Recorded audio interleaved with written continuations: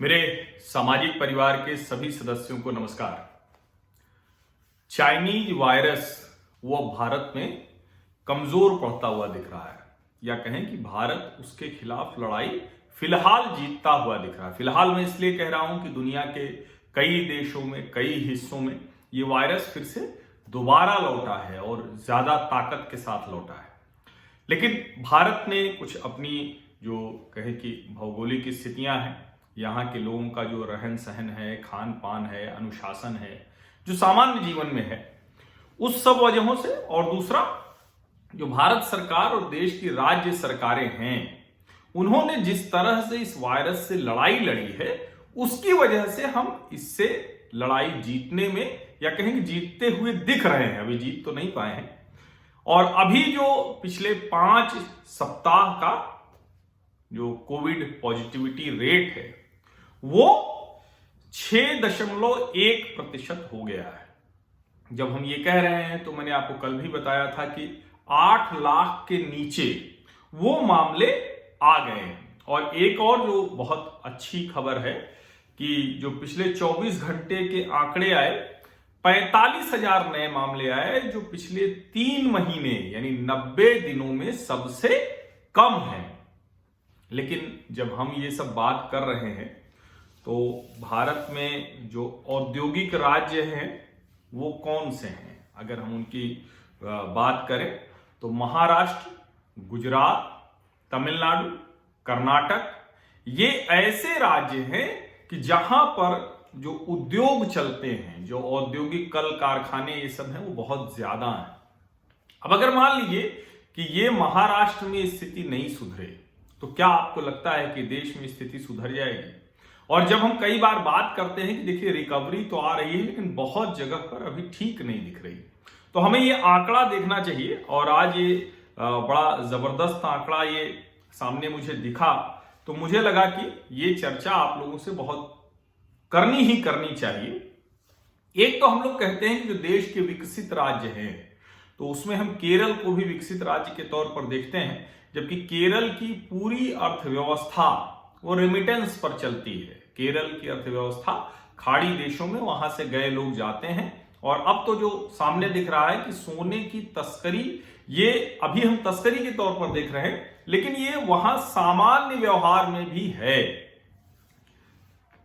अब जब हम चाइनीज वायरस की बात कर रहे हैं तो पॉजिटिविटी रेट यानी किसी भी जगह पर कैसे लोग, कितने लोग संक्रमित निकल रहे हैं, 22 सितंबर से 5 अक्टूबर तक के आंकड़े अगर हम देखें तो भारत का जो पॉजिटिविटी का राष्ट्रीय औसत था, यह आंकड़ा 22 सितंबर से 5 अक्टूबर, तो जो राष्ट्रीय औसत था वो 7% था, और वही अब घटकर 6.1 हो गया है, 6.1%, यानी करीब 0.8-0.9 इतना हम कामयाब हुए हैं घटाने में। अब जब हम ये कह रहे हैं तो आखिर कौन से राज्य किस तरह से इस लड़ाई को लड़ रहे हैं, वो उनके यहां पॉजिटिविटी रेट से भी समझ में आएगा।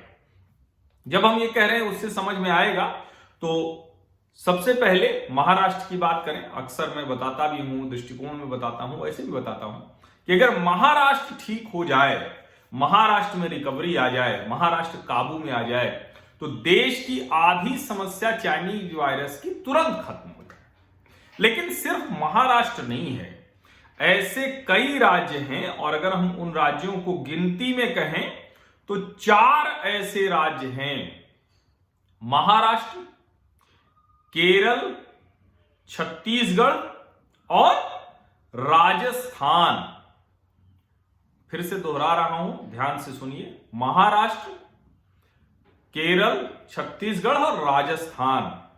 जब हम इन राज्यों की बात करते हैं तो 22 सितंबर से 8 अक्टूबर के बीच इन सभी राज्यों का पॉजिटिविटी रेट 10% से ऊपर था, और महाराष्ट्र का तो 18% से ऊपर था। अब अगर हम राज्यवार बात करें तो महाराष्ट्र में 18.3% पॉजिटिविटी रेट था 22 सितंबर से 5 अक्टूबर के दौरान। केरल तीसरे नंबर पर था, दूसरे नंबर पर छत्तीसगढ़ था 15%, केरल तीसरे नंबर पर 13% और कर्नाटक नहीं है, हाँ कर्नाटक 11.5%। अब जरा हम दूसरे राज्यों को देख लें, राष्ट्रीय औसत या उससे नीचे कौन कौन से राज्य हैं। तो राष्ट्रीय औसत के ऊपर जो राज्य थे, पश्चिम बंगाल, कर्नाटक, राजस्थान, छत्तीसगढ़, केरला और महाराष्ट्र। अब इसे महज संयोग कहेंगे या इसको देखें अगर ध्यान से, तो राष्ट्रीय औसत के ऊपर जिन राज्यों में संक्रमण बढ़ा है, पश्चिम बंगाल ममता बनर्जी की सरकार है, कर्नाटक भारतीय जनता पार्टी की सरकार है, राजस्थान कांग्रेस की सरकार है, छत्तीसगढ़ कांग्रेस की सरकार है, केरल वामपंथी सरकार है, महाराष्ट्र कांग्रेस, शिवसेना और एनसीपी की सरकार है। अब अगर हम कहते हैं कि जहां सबसे बेहतर रहे, तो ऊपर से अगर चले तो ठीक 7% था मध्य प्रदेश, फिर आंध्र प्रदेश, फिर उड़ीसा, फिर दिल्ली, फिर तमिलनाडु, नहीं यहां आंध्र प्रदेश सबसे ऊपर था और आंध्र प्रदेश के बाद जो है, अच्छा आंध्र प्रदेश भी ऊपर जाता है, आंध्र प्रदेश भी 22 सितंबर से 5 अक्टूबर के बीच में ऊपर ही जाता है, 9% का है वहां। उसके बाद ये सब नीचे हैं, उड़ीसा है, मध्य प्रदेश है, तमिलनाडु है, दिल्ली है, हरियाणा है। दिल्ली और हरियाणा लगभग बराबर है, 6.3 और 6.4, तो 5.8 है दिल्ली का, तमिलनाडु 6.3, पंजाब 5%, तेलंगाना 3.8, असम 3.8, पंजाब 5, गुजरात 2 और झारखंड 2.5, यहां भी हेमंत सोरेन है कांग्रेस के साथ, और यूपी और बिहार 2.5 और 1%। अब इसको आप कहें कि बिहार सरकार खुशनसीब है, वहां के लोगों का इम्यून सिस्टम अच्छा है, उत्तर प्रदेश खुशनसीब है, लेकिन जब हम ये आंकड़ा बता रहे हैं तो एक और जरूरी आंकड़ा मैं वो आपके साथ साझा करता हूं।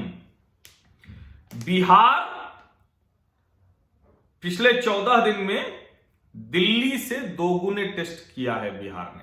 अब आप कहेंगे कि बिहार बड़ा राज्य है दिल्ली से, लेकिन संसाधन क्षमता उसके हिसाब से बात करें, और यूपी किसी भी राज्य में, देश में जितने भी राज्य हैं उसमें सबसे ज्यादा टेस्ट अगर कोई कर रहा है तो उत्तर प्रदेश कर रहा है, महाराष्ट्र से 2 गुना ज्यादा। और उत्तर प्रदेश में अगर हम कहें कि कितने टेस्ट हो गए, तो पिछले 2 सप्ताह में 21 लाख जांच हो गई है और बिहार में करीब 14 लाख। तो इसलिए जो है बहुत स्पष्ट तौर पर अगर हम ये देखें तो ऐसा नहीं है कि उत्तर प्रदेश बिहार ने जांच कम की है, टेस्टिंग कम की है। और पर मिलियन टेस्ट की अगर बात करें तो भी तब दिल्ली लीड लेता है, जाहिर है इतने संसाधन हैं, केंद्र सरकार का इतना सहयोग है, उस 1,17,890 प्रति 10 लाख। दूसरे नंबर पर है असम 81,961, तीसरे नंबर पर है बिहार 43,754, चौथे नंबर पर है झारखंड 41,886 और 5वें नंबर पर है उत्तर प्रदेश जो सबसे बड़ा राज्य है 35,596। तो इसलिए जब हम इसको कहते हैं तो हालांकि महाराष्ट्र में पर मिलियन टेस्ट जो है वो 43,494 है, लेकिन अगर हम इस पॉजिटिविटी रेट की बात करें तो आप इसको समझिए कि जो उत्तर प्रदेश, बिहार, झारखंड, असम, गुजरात, तेलंगाना, इन राज्यों ने बहुत बेहतर किया है। और अगर राष्ट्रीय औसत के नीचे के राज्यों को हम देखें और अगर उसके बराबरी में ये राज्य आ गए होते जो तथाकथित तौर पर विकसित राज्य हैं, जहां लोग बहुत संपन्न हैं, जहां लोगों के पास बहुत सुविधा है। अब ये 5 अक्टूबर से 18 अक्टूबर का आंकड़ा जान लेते हैं, ये बहुत जरूरी है। यहां तस्वीर कितनी बदली है? थोड़ी सी बदली है। महाराष्ट्र में अभी भी 14.6 है पॉजिटिविटी रेट, यानी 18.3 से तो कम हुआ है कुछ काबू में आया, लेकिन अभी भी 14.6 है। केरल दूसरे नंबर में, यानी महाराष्ट्र और केरल सबसे ज्यादा यही पॉजिटिविटी रेट है 14.4। महाराष्ट्र और केरल एक बराबर खराब है, बदतर स्थिति में है इस मामले में। तीसरे नंबर पर छत्तीसगढ़ है 10.2%। चौथे नंबर पर राजस्थान है 10% और पांचवें नंबर पर कर्नाटक है 8.8%। छठवें नंबर पर है 8.5% के साथ पश्चिम बंगाल। अब अगर देखें महाराष्ट्र, केरल, छत्तीसगढ़ और राजस्थान, यानी देश के टॉप 4 की अगर बात कर ले जो 10% या उससे ऊपर अभी भी जहां पॉजिटिविटी रेट है, तो वो सारी की सारी कांग्रेस शासित या वामपंथ शासित सरकारें हैं। क्या कहां ये गड़बड़ कर रहे हैं? क्या केंद्र सरकार से लड़ाई में इनका ज्यादा ध्यान लगा, चाइनीज वायरस से लड़ाई में ये कम रहे? क्या इनको जो कहे कि राज्य के लिए रकम चाहिए उस पर ज्यादा जोर रहा? क्या जो सरकारी सुविधाएं थी जो केंद्र सरकार की थी या जिसको राज्य सरकारों ने भी ऐलान किया वो ठीक से लागू नहीं हो पाई? और क्या इन सब के बाद आगे भी वो सीखने को तैयार हैं? जब मैं ये कह रहा हूं तो अब औसत हो गया 6.18। अब 6.18 हुआ तो इसको अगर हम देखते हैं तो कौन कौन से राज्य ऊपर हैं अभी? आंध्र प्रदेश 6.5, मध्य प्रदेश 6.5 और उसके बाद तो पश्चिम बंगाल 8.5, कर्नाटक 8.8 और वो 4 राज्य महाराष्ट्र, केरल, छत्तीसगढ़, राजस्थान, ये तो 10% या उससे ऊपर पॉजिटिविटी रेट है। अगर ये राज्य अपने काबू कर लें तो आप समझिए कि भारत की स्थिति बहुत बेहतर हो जाएगी। अब अगर हम ये कहें कि भाई मुंबई तो बहुत बड़ा शहर है, बहुत आबादी है, सब कुछ है, तो आप जैसे ही ये कहते हैं तो केरल में कौन सी घनी आबादी है, केरल में कौन से बहुत बिग मेट्रो, एकदम मेगा मेट्रोज हैं, छत्तीसगढ़ में क्या है, राजस्थान में क्या है, क्यों वहां पॉजिटिविटी रेट 10% या उसके ऊपर है? इसका मतलब कि राज्य सरकारें वहां विफल रही हैं। और ये सब तब है जब अगर ये माइग्रेशन नहीं हुआ होता महाराष्ट्र से, गुजरात से, तमिलनाडु से, केरल से, तो शायद और बेहतर स्थिति होती। और मैं तो ये मानता हूं कि अगर वो जो सड़कों पर लोगों को निकाला गया, भड़काया गया, अगर वो नहीं किया गया होता तो भारत दुनिया में आदर्श स्थिति में रहा होता। अब तक सारे के सारे मामले ठीक हो गए होते, देश भर में ये स्प्रेड नहीं हुआ होता। लेकिन अच्छा है, एक दूसरा पहलू उसका देखें तो इसके बावजूद जिनको बीमारू राज्य कहा जाता है, उत्तर प्रदेश, बिहार, झारखंड या असम जैसे राज्य, इन राज्यों ने जिस तरह की स्थिति दिखाई है इस चाइनीज वायरस से लड़ने में, जो कन्विक्शन दिखाया है, जो प्रतिबद्धता दिखाई है, वो कमाल की है। और अभी की अगर स्थिति करें तो बिहार में थोड़ा सा पॉजिटिविटी रेट बढ़ा है, 1.4% हुआ है, लेकिन उत्तर प्रदेश में घट गया है, 1.7% है, झारखंड में घट गया है, 2.5 से 1.9 है, और असम में 3.8 से 2% है, गुजरात में थोड़ा सा बढ़ा है, 2 से 2.3 हुआ है, पंजाब में बड़ी सफलता हासिल हुई है, 5% से 2.4% है। ज्यादातर राज्यों ने बेहतरी की है, हरियाणा 6.4 से 4.5%, दिल्ली की बात करें तो 5.8 से 5.7 लगभग वही है। लेकिन जब हम ये 5 से 18 अक्टूबर के आंकड़े देखते हैं तो इसको आप ठीक से समझें तो ये बहुत स्पष्ट तौर पर दिखता है कि चाइनीज वायरस से लड़ाई में कौन से राज्य हैं जिनकी वजह से अभी भी भारत की स्थिति जो खराब दिख रही है, जो मामला बहुत तेजी में बढ़ रहे हैं मामले। और अगर हम ये कहें कि केरल जिसकी बार बार बात हो रही है, और केरल की सरकार बहुत किसी भी मामले में, पहले तो केरल मॉडल करके देश भर के जो वामपंथी मानसिकता के पत्रकार हैं उन्होंने महान बता दिया, उन्होंने किसी बात पर उंगली नहीं उठाई। और इसका नुकसान होता है, देखिए वामपंथी पार्टियां खत्म हुई तो उसकी वजह भी यही थी कि जो उनके विचारों को मानने वाले थे, जो बुद्धिजीवी थे, जो पत्रकार थे, वो उनकी सारी कमजोरियों को छिपाते रहे। अच्छा है कि कम से कम इधर कमजोरी छिपती नहीं है, लोग गाली देते हैं जरा सा भी होता है तो। अब अगर हम देखें कि जो संक्रमित मामले हैं, एक्टिव केसेज हैं, 5 गुना ज्यादा है राष्ट्रीय औसत का। केरल में 5 गुना ज्यादा है। भारत में प्रति 10 लाख 572 मामले हैं। भारत में नेशनल राष्ट्रीय औसत की बात करें, और अगर हम केरल की बात करें तो 2874 मामले प्रति 10 लाख। इसी से आप अनुमान लगाइए कि कितनी खराब स्थिति है।